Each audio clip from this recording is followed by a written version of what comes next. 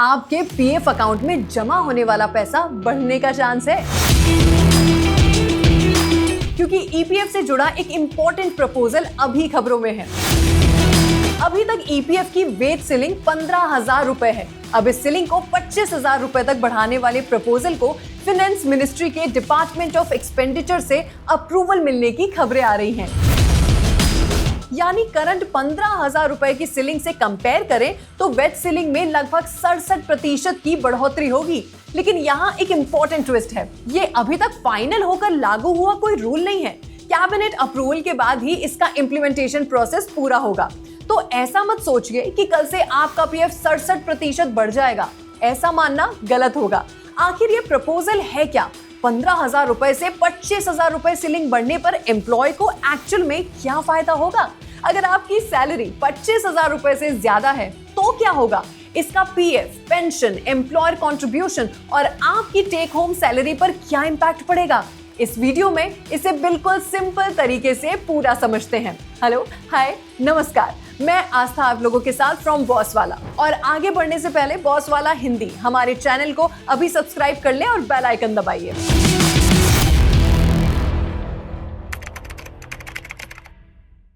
अब समझते हैं कि ये पूरी बात है क्या। पहले सिंपल तरीके से समझते हैं कि ईपीएफ होता क्या है। अगर आप एक सैलरीड एम्प्लॉय हैं तो आपकी सैलरी का एक हिस्सा हर महीने आपके ईपीएफ अकाउंट में जमा हो सकता है। जनरली एम्प्लॉय की तरफ से बेसिक वेजेस और एप्लीकेबल कंपोनेंट्स पर 12% कंट्रीब्यूशन होता है। वहीं एम्प्लॉयर की तरफ से भी 12% कंट्रीब्यूशन किया जाता है, जो एप्लीकेबल ईपीएफ रूल्स और वेज सीलिंग के हिसाब से होता है। अब यहाँ एक पॉइंट है जहां बहुत सारे लोग कंफ्यूज हो जाते हैं। मान लीजिए मेरी सैलरी 50,000 रुपए है, तो लोग सोचते हैं कि एम्प्लॉयर का 12% यानी 6,000 रुपए हर महीने पीएफ में जमा होगा। सही है ना? लेकिन जरूरी नहीं है कि ऐसा ही हो, क्योंकि मैंडेटरी ईपीएफ कंट्रीब्यूशन की कैलकुलेशन में कई सिचुएशंस में वेज सीलिंग अप्लाई होती है। यानी कंट्रीब्यूशन को 15,000 रुपए की वेज सीलिंग तक कैलकुलेट किया जा सकता है। मतलब अगर किसी एम्प्लॉय की सैलरी 50,000 रुपए है, तब भी स्टैट्यूटरी सीलिंग के basis per employer contribution calculate होने वाली सिचुएशन हो सकती है। और ये 15,000 रुपए की वेज सीलिंग साल 2014 से अब तक अनचेंज है। लेकिन अब सरकार जिस बड़े बदलाव पर विचार कर रही है वो है इस 15,000 रुपए वेज सीलिंग को बढ़ाकर 25,000 रुपए करना। एक सिंपल कैलकुलेशन देखते हैं। करंट सीलिंग है 15,000 रुपए और प्रपोज्ड सीलिंग है 25,000 रुपए। दोनों के बीच डिफरेंस कितना है? 25,000 रुपए माइनस 15,000 रुपए, मतलब 10,000 रुपए। और परसेंटेज इंक्रीज कितना हुआ? लगभग 67%। इसीलिए सोशल मीडिया पर ईपीएफ सीलिंग 67% इंक्रीज वाली न्यूज वायरल हो रही है। लेकिन इस वायरल न्यूज को गलत तरीके से इंटरप्रेट मत कीजिए। 15,000 रुपए से 25,000 रुपए जो बढ़ रहा है वो वेज सीलिंग है। आपका एग्जिस्टिंग पीएफ बैलेंस ऑटोमेटिकली 67% नहीं बढ़ जाएगा। ये बहुत इंपॉर्टेंट डिफरेंस है। अब सवाल है कि आखिर ये वेज सीलिंग इंक्रीज इतना इंपॉर्टेंट क्यों है? क्योंकि पिछले एक दशक में सैलरीज में काफी बदलाव आया है। जब साल 2014 में 15,000 रुपए की वेज सीलिंग फिक्स की गई थी, उस समय की सैलरी लेवल्स और आज की सैलरी लेवल्स पर मतलब बहुत ज्यादा डिफरेंस है। इन्फ्लेशन बढ़ा है, वेजेस बढ़ी है, लेकिन ईपीएफ मैंडेटरी कवरेज से जुड़ी सीलिंग अभी तक 15,000 रुपए पर ही बनी हुई है। अब सरकार इस सीलिंग को 25,000 रुपए तक बढ़ाकर ज्यादा वर्कर्स को सोशल सिक्योरिटी फ्रेमवर्क के अंदर शामिल करने पर विचार कर रही है। अब एक एम्प्लॉय का एग्जाम्पल लेते हैं। मान लीजिए किसी एम्प्लॉय की मंथली बेसिक वेज 20,000 रुपए है। अगर करंटली 15,000 रुपए सीलिंग एप्लीकेबल होती है तो स्टैट्यूटरी कंट्रीब्यूशन कैलकुलेशन 15,000 रुपए के वेज बेस तक कैप होने वाली सिचुएशन में एम्प्लॉयर कंट्रीब्यूशन होगा 15,000 रुपए का 12%, यानी 1,800 रुपए। अब मान लीजिए प्रपोज्ड 25,000 रुपए सीलिंग लागू हो जाती है, तब एलिजिबल एम्प्लॉय के लिए एप्लीकेबल वेज बेस 20,000 रुपए तक कंसिडर होने वाली सिचुएशन में एम्प्लॉयर कंट्रीब्यूशन 20,000 रुपए का 12% यानी 2,400 रुपए हो सकता है। यानी मंथली कंट्रीब्यूशन में 600 रुपए का डिफरेंस। अब उस एम्प्लॉय का एग्जांपल लेते हैं जिसकी सैलरी 25,000 रुपए या उससे ज्यादा है। करंट सीलिंग 15,000 रुपए होने पर 12% कैलकुलेशन 15,000 रुपए पर होगी, यानी 1,800 रुपए। लेकिन प्रपोज्ड सीलिंग 25,000 रुपए होने पर 12% कैलकुलेशन मतलब 25,000 रुपए पर होगी, यानी 3,000 रुपए। हर महीने 1,200 रुपए का डिफरेंस। और साल को देखें तो 1200 रुपए इंटू 12 मतलब 14,400 रुपए। तो अगर 15,000 रुपए से 25,000 की वेज सीलिंग शिफ्ट होती है तो 25,000 रुपए या उससे ज्यादा वेज वाले एलिजिबल एम्प्लॉयज के लिए स्टैट्यूटरी कंट्रीब्यूशन का बेस बढ़ सकता है। लेकिन यहां एक बहुत इंपॉर्टेंट पॉइंट है, ये एक्स्ट्रा कंट्रीब्यूशन एम्प्लॉय को कंप्लीटली फ्री मनी नहीं है। एम्प्लॉय कंट्रीब्यूशन साइड पर भी एप्लीकेबल रूल्स के हिसाब से इंक्रीज होता है, तो आपकी सैलरी से डिडक्ट होने वाला पीएफ अमाउंट भी बढ़ सकता है, यानी आपके पीएफ कॉर्पस में ज्यादा पैसा जा सकता है, लेकिन साथ ही आपकी टेक होम सैलरी थोड़ी कम हो सकती है। तो ऐसा मत सोचिए कि पीएफ बढ़ेगा मतलब सैलरी भी बढ़ जाएगी। असल में एम्प्लॉय के लिए यहाँ एक तरह का ट्रेड ऑफ है, अभी हाथ में थोड़ा कम पैसा आएगा, लेकिन फ्यूचर में रिटायरमेंट कॉर्पस में पोटेंशियली देखा जाए तो ज्यादा पैसा जमा होने का मौका मिलेगा। रिपोर्ट्स में भी बताया जा रहा है कि इस प्रपोजल से एम्प्लॉयर कॉस्ट बढ़ सकता है।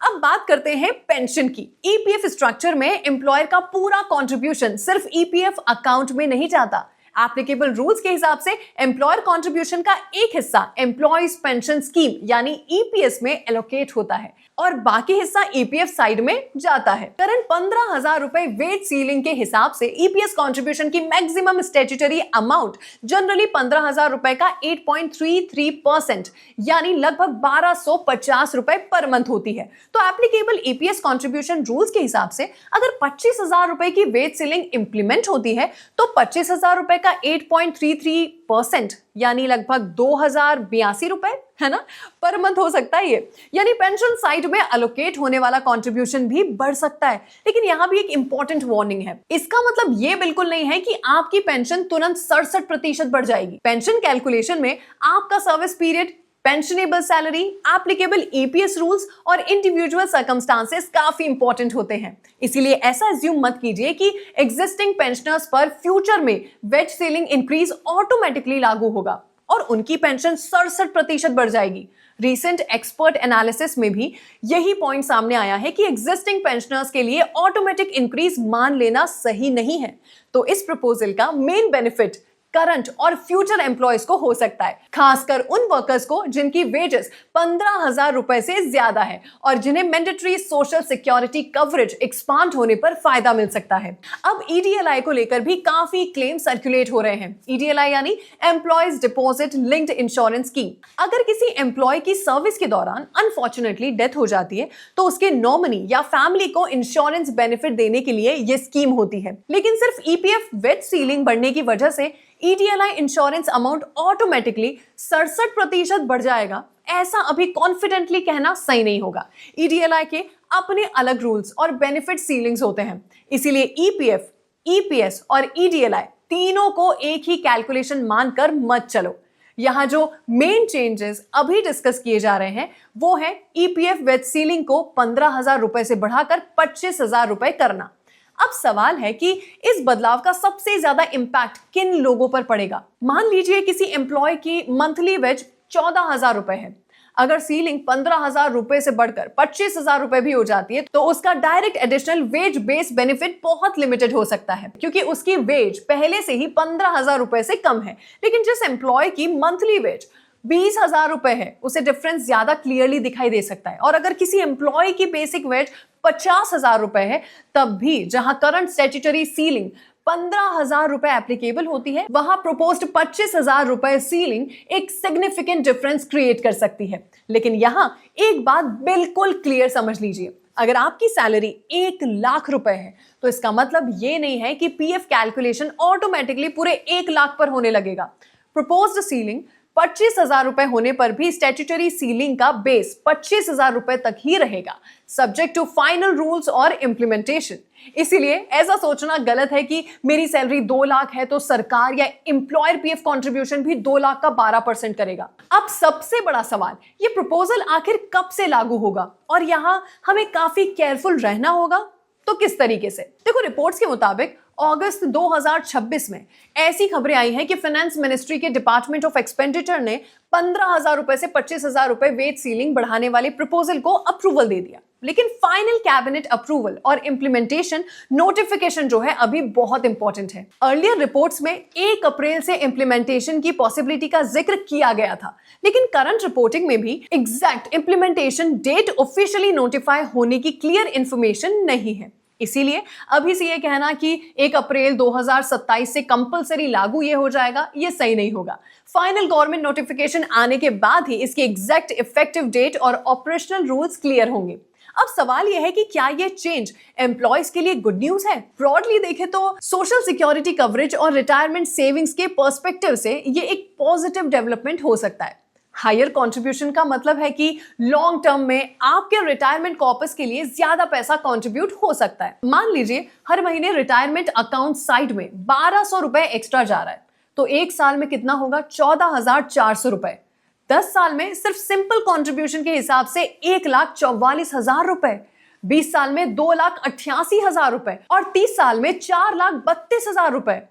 और ध्यान रखिए, ये कैलकुलेशन बिना किसी रिटर्न्स के सिर्फ कंट्रीब्यूशन के हिसाब से है। एक्चुअल रिटायरमेंट कॉर्पस, इंटरेस्ट या एप्लीकेबल रिटर्न्स के साथ इससे और ज्यादा हो सकता है। लेकिन आज ये एग्जैक्ट फ्यूचर कॉर्पस कैलकुलेट करना सही नहीं होगा, क्योंकि contribution pattern, interest rate, employment continuity और एप्लीकेबल रूल्स आगे बदल सकते हैं। तो बिगर पिक्चर आखिर क्या है? देखो, 1200 रुपए का एक्स्ट्रा मंथली कंट्रीब्यूशन शायद आपको छोटा अमाउंट लगे, लेकिन डेकेड्स लॉन्ग रिटायरमेंट जर्नी में कंपाउंडिंग के साथ यही अमाउंट एक सिग्निफिकेंट कॉर्पस बन सकता है। लेकिन साथ ही एम्प्लॉय के पर्सपेक्टिव से एक इमीडिएट कंसर्न भी हो सकता है। मेरी टेक होम सैलरी पहले से ही टाइट है, अब अगर पीएफ में और ज्यादा डिडक्शन होने लगा तो मंथली एक्सपेंसेस कैसे मैनेज होंगे? और ये एक बिल्कुल जेन्युइन कंसर्न है। देखो, एम्प्लॉयज के लिए लॉन्ग टर्म रिटायरमेंट सेविंग्स बढ़ सकती है, एम्प्लॉयज के लिए पेरोल कॉस्ट जो होता है वो बढ़ सकता है, और एप्लीकेबल कंट्रीब्यूशन स्ट्रक्चर के हिसाब से एम्प्लॉयज की टेक होम सैलरी भी कम हो सकती है। वहीं सरकार का objective broader social security coverage को एक्सपांड करना है। इसीलिए इस बदलाव को सिर्फ एक एंगल से नहीं देखना चाहिए, इसे short term salary versus long term retirement security, इन दोनों एंगल से थोड़ा समझने की कोशिश करनी चाहिए। फाइनली इस पूरे अपडेट को एक सिंपल एग्जांपल से समराइज करते हैं। करंट वेज सीलिंग 15,000 रुपए है, प्रपोज्ड वेज सीलिंग है 25,000 रुपए, डिफरेंस 10,000 रुपए का। परसेंटेज इंक्रीज है लगभग 67%। ओके, और 25,000 रुपए के वेज बेस पर 12% कॉन्ट्रीब्यूशन मतलब 3,000 रुपए। 15,000 रुपए के वेज बेस पर 12% कॉन्ट्रीब्यूशन मतलब 1,800 रुपए, डिफरेंस 1,200 रुपए पर मंथ। लेकिन ये 1,200 रुपए का एग्जैक्ट इंपैक्ट इस बात पर डिपेंड करेगा कि फाइनल रूल्स में एम्प्लॉय और एम्प्लॉयर कॉन्ट्रीब्यूशंस को कैसे रीस्ट्रक्चर किया जा सकता है, मैंडेटरी कवरेज किन लोगों पर लागू होगी और बाकी एप्लीकेबल रूल्स क्या होंगे। और सबसे इंपॉर्टेंट बात, जब तक 25,000 रुपए सीलिंग वाला प्रपोजल फाइनल होकर इंप्लीमेंट नहीं हो जाता तब तक करंट रूल्स ही लागू रहेंगे। तो अगर सोशल मीडिया पर कोई आपको कहे कि आपका पीएफ ऑलरेडी 67% बढ़ गया है तो तुरंत उस पर भरोसा मत करना। असल बात यह है कि ईपीएफ वेज सीलिंग को 15,000 रुपए से बढ़ाकर 25,000 रुपए करने का प्रपोजल अभी तक प्रोग्रेस में है। रिपोर्ट्स के मुताबिक फाइनेंस मिनिस्ट्री के डिपार्टमेंट ऑफ एक्सपेंडिचर से अप्रूवल मिलने की बात सामने आई है, लेकिन फाइनल इंप्लीमेंटेशन और इफेक्टिव डेट की कंफर्मेशन गवर्नमेंट नोटिफिकेशन के बाद ही होगी। ये एम्प्लॉयज के लिए पोटेंशियली एक इंपॉर्टेंट चेंज हो सकता है। अगर आपकी सैलरी 15,000 रुपए से ज्यादा है और खासकर 25,000 रुपए या उससे ज्यादा है, तो ये बदलाव आपके पीएफ कॉन्ट्रीब्यूशन, पेंशन कंट्रीब्यूशन और टेक होम पे पर इंपैक्ट डाल सकता है। लेकिन फाइनल रूल्स आने तक एग्जैक्ट इंपैक्ट आपकी salary structure, EPF membership status और आप पर लागू होने वाले प्रोविजन के हिसाब से अलग अलग होगा। तो फ्रेंड्स, आपके पीएफ अकाउंट में हर महीने कितना पैसा जमा हो रहा है उसे सिर्फ सैलरी स्लिप में होने वाला एक डिडक्शन मत समझिए। ये आपके फ्यूचर रिटायरमेंट कॉर्पस का एक इंपॉर्टेंट हिस्सा है। जब गवर्नमेंट के रूल्स बदलते हैं तो हमारी सैलरी से कितना पैसा डिडक्ट हो रहा है, एम्प्लॉयर कितना कंट्रीब्यूट कर रहा है और फ्यूचर में हमारा कितना कॉर्पस बन सकता है, इन बेसिक कैलकुलेशन को समझना बहुत जरूरी है। अगर ये अपडेट आपको यूजफुल लगा हो तो इसे अपने सैलरीड फ्रेंड्स और फैमिलीज के साथ जरूर शेयर कीजिए, खासकर उनके साथ जो भैया इंफॉर्मेशन को बहुत अच्छे से समझते हैं, जिनकी सैलरी 15,000 रुपए से ज्यादा है। और ऐसे ही पीएफ, सैलरी, टैक्स और गवर्नमेंट से जुड़ी फाइनेंशियल अपडेट्स को सिंपल लैंग्वेजेस में समझने के लिए हमारे चैनल को सब्सक्राइब जरूर करें। मैं आस्था आप लोगों के साथ मिलती हूं आगे, तब तक के लिए नमस्कार, धन्यवाद। ब्रांड पार्टनरशिप्स और एडवर्टाइजिंग इंक्वायरीज के लिए ईमेल कीजिए brand@bosswala.com या व्हाट्सएप कीजिए 9108014192 पर। बॉस वाला, बी द बॉस।